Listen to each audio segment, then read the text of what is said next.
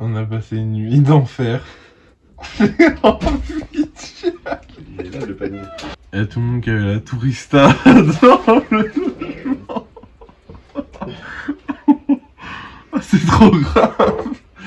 Et le pire c'est que je dois les rouler après. Mais mec, je vais avoir des traces de pneus sur le cuissard, ça va être trop grave. Mais non, c'était trop sexy, j'entendais Alexia cracher ses poumons là-haut. Dorian apparemment il a fait 70 allers-retours aux toilettes. Non mais c'est grave que t'aies pas entendu. Non mais franchement c'est le plus grave. Je veux bien que je sois... mais quand même.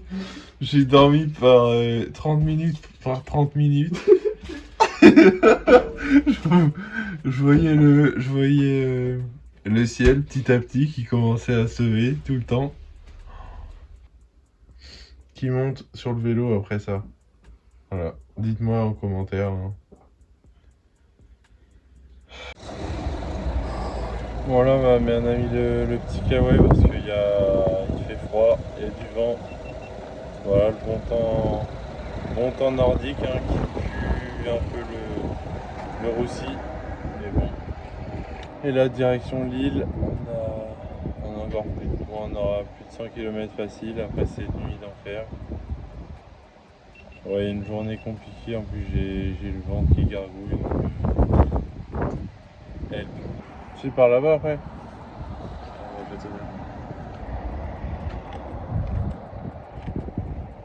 Ouais, l'équipe, on est parti.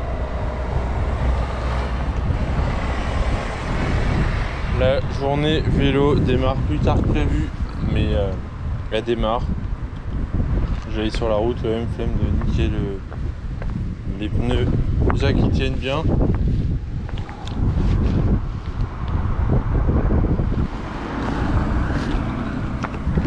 Journée pas trop difficile normalement au programme, donc on va prier, ça fait longtemps qu'on n'en a pas eu des journées faciles. Allez, go!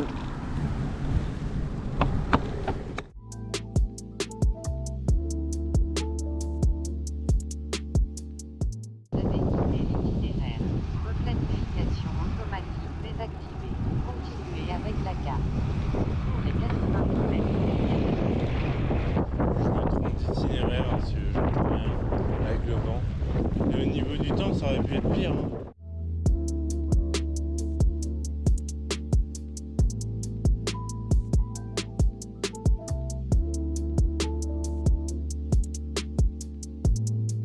Le ridicule ne tue pas. Hein. Moi quand j'arrivais en tant que... avec une tenue lambda normale dans les centres commerciaux, après, je vais me faire c'est bizarre, tu vois. C'est tellement l'habitude d'être en tenue de vélo maintenant. C'était à Nice aussi, en pleine rue là, c'était carnage.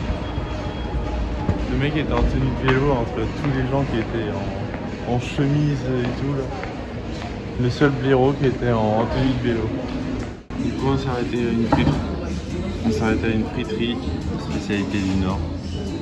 On va voir ce que ça donne, hein. J'ai pris bon, burger poulet pour les protéines, tu connais, frites, un petit dessert et un oasis.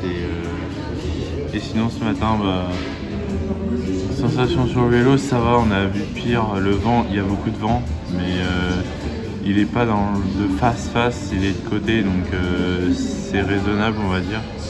La nuit dernière était tellement cataclysmique que quand je suis monté sur le vélo direct, j'ai senti que j'avais pas de force. Le ventre il fait des loopings, l'estomac laisse tomber, c'est un parc d'attractions donc pour le flow négatif. Pour l'équipe, on est reparti pour finir cette journée infernale. Sous la pluie, sous le vent. Et vive le vent. Ouais. La journée de... En fait c'est le nord, c'est pas fun. Voilà. Non, il n'y a plus qu'à rouler, après c'est plat, mais vent dans la gueule, ça va être un enfer quoi. Let's go l'équipe, hein. Allez.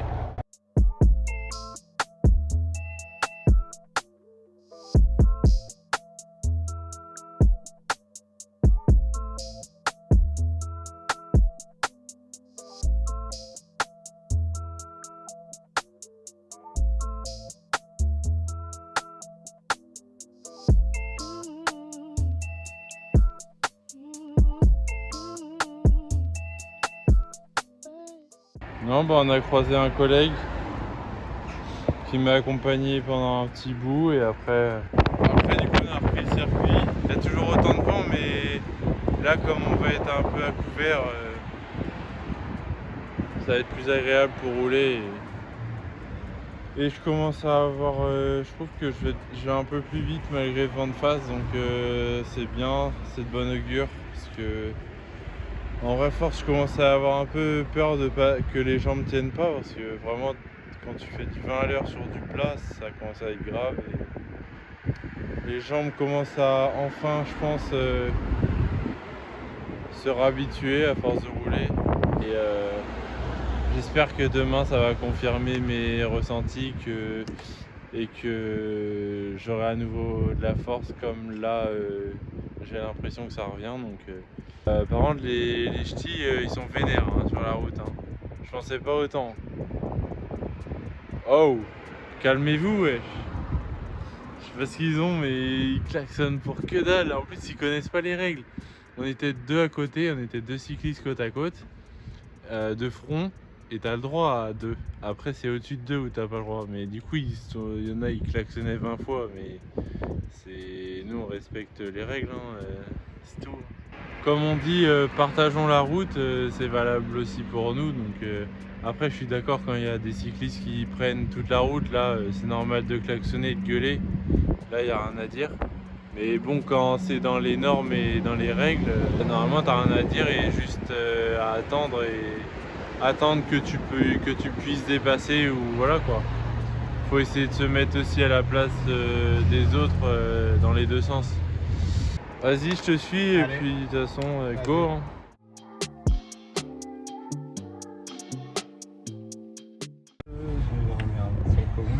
Et merci Komoot hein.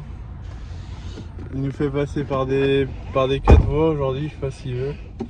Mais c'est impossible et puis non de toute façon c'est dangereux là. C'est pas grave, ça sert à rien, c'est plat. C'est que 12 km. De toute façon c'est plat et 12 km. Et bon, ça le faisait tranquille mais... À la prochaine intersection, restez à gauche. Maintenant, restez à gauche. S'il veut te tuer, il est là pour te tuer. Il veut m'abattre. Mais non, bah du coup, fin de journée, en vrai, quand même journée bien chiante, hein, quand même. Le vent, il a été là toute la journée, matin, après-midi, vivement demain. J'espère qu'il va pas nous refaire passer par des 4 voies, mais parce que il a jamais fait ça sur les 24-25 premiers jours. On a eu tout le temps des routes de vélo quoi, entre guillemets. Et là je sais pas, il est parti en freestyle sur Skyrock. Non sinon tranquille hein. On est dans une position avec le vélo sur la tronche, mais sinon c'est carré. Du coup on est bien arrivé chez Elodie qui habite pas loin de Lille. C'est pas Lille exactement mais je suis épuisé, fatigué complet. Le vent en fait il tabasse. Et demain normalement ça va le faire. Il fait un meilleur temps, mais par contre il y a toujours autant de vent je crois, donc on verra dans quel sens il est. Parce que c'est pas drôle. Et là ouais, les derniers jours là, il reste une semaine à partir de demain. Cette étape. On va le faire hein. Mais Alexis et Dorian me disaient tout à l'heure, parce qu'ils travaillent déjà un peu sur le montage de la vidéo de la deuxième journée, et ils disaient que genre j'avais déjà perdu des bras mais de ouf par rapport au premier jour, Moi, j'ai pas trop remarqué sur mon corps, mais apparemment, c'est assez fou. Je sais pas combien de kilos j'ai perdu, bah pas énorme parce que j'étais déjà sec, mais ouais, j'ai dû en perdre encore, forcément, c'est sûr, avec tous les efforts cumulés chaque jour. En termes de paysage, je pense qu'on n'a pas dû filmer grand chose parce qu'il y avait des champs, c'est tout, des champs. On était dans la diagonale du vide, elle porte bien son nom. On en a vécu en tout cas des choses tout au long de ce voyage déjà. Il m'en reste 7. Et je suis passé par saignement du nez, je suis passé par une piqûre d'araignée à la lèvre, je suis passé par une nuit où tout le monde est malade. Donc voilà, c'est ce que je voulais montrer aussi aux gens, c'est que même quand t'es épuisé, même quand il n'y a rien qui va, même quand il y a rien qui va contre toi, tout va contre toi ou quoi, faut pas lâcher, et c'est ce que je veux montrer à travers le sport.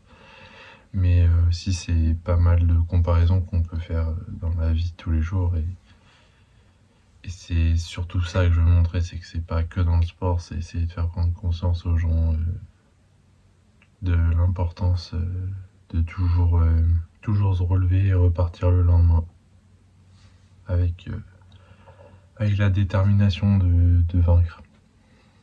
Sur ce, bonne nuit.